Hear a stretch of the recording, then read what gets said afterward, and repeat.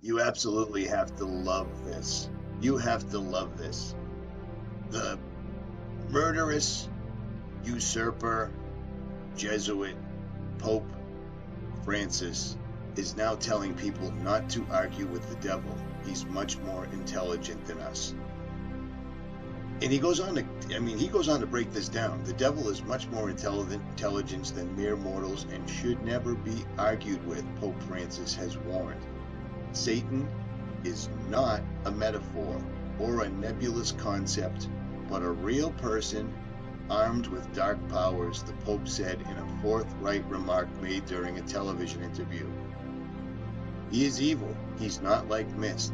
He's not a diffuse thing. He is a person. I am convinced that one must never converse with Satan. If you do that, you'll be lost, he told TV 2000, a Catholic channel, gesticulating with his hands to emphasize this point. He's more intelligent than you, and he'll turn you upside down and make your head spin. He'll always pretend to be polite.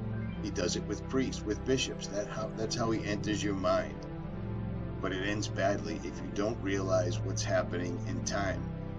And I'll leave the rest of this if you want to read all of this, but I find it really, really, really strange that this comes out right after we hear the people in the artificial intelligence and quantum computer fields all talking about summoning old ones beyond demons, so forth and so on. And we're hearing this from a bunch of people that sit in front of a throne that looks like this. This is the papal throne. Now, how in any way in the world should this belong in a building of holy men? This looks exactly like what it is. This is nothing more than demons ripping out of the earth, out of the shale, hell, whatever you want to call it. There's no two ways about that. This is incredibly demonic, and that's just basically what these guys do. Not a big deal.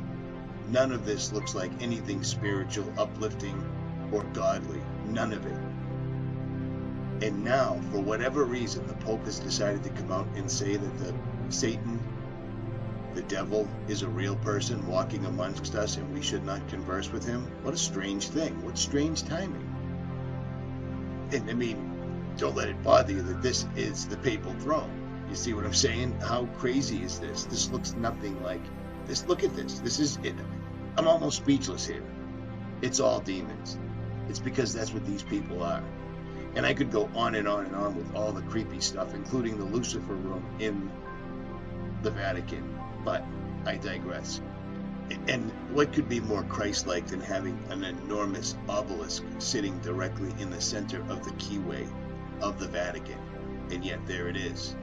It really did take my breath away, since what was revealed was this right here. That is a giant, massive reptilian face shaped into the direct architecture. Everything from the slits in the eyes to the scales to the fangs, there was no mistake about it. But what's behind this hinted symbolism? And what can we see or glean if we dig deeper? Well, number 4, look at where the Pope is seated. We see him here from the back of the hall, that is in fact seated in the mouth of the serpent or reptilian. In the very mouth. This is symbolic of the Pope being the voice of the serpent, in fact speaking the serpent's words to the audience. This might well shake your faith, that is if you're a Catholic, but here you can see it in plain view. Clear symbolism, clear evidence that something here is extremely wrong. This image hasn't been photoshopped. This is real. This is built right into the architecture that was designed by those within the Pope's inner sanctum. But there is more symbolism. For this though, we have to go outside. Number 3. Do you see anything strange here? You're looking at the hall itself. Do you see anything weird? Well, if you look carefully, it looks like the head of a giant snake. Can you see it now? In fact, it's almost unmistakable. You can see the snake's muzzle at the front and you can see its eye. It just looks like a snake. To me, this is yet more connective symbolism that what's going on inside matches the outside. Because since here we can see serpentine architecture with ease. Number 2, let's head back inside and look at what the Pope himself sees. If the Pope is seated where he is, what does he see? Well, he sees a giant serpent with eyes once again. The audience is symbolic of almost the serpent's meal, and the Pope is not preaching to the audience under this symbolism, but the giant god-like reptilian creature himself. Why? Because this is what the Pope sees. Can you imagine that when they were designing this, that they designed this all by mistake? That this is some kind of high anomaly? No, because they spent literally years on the designs. They definitely would have known what the Pope would have seen from where he was actually speaking. Also, what the audience was seeing. So this is very strange, and it raises some serious questions. What is going on in the hall? Number one. But the biggest clue, the biggest symbolism that tells us something is really wrong here is in fact what is missing from the hall, not what is inside it. Do you know what that is? Here is a clue. Now, think of the heart of Christianity and think of what symbol it has, and think of what you do not see in this hall. You do not see any of it. That's right.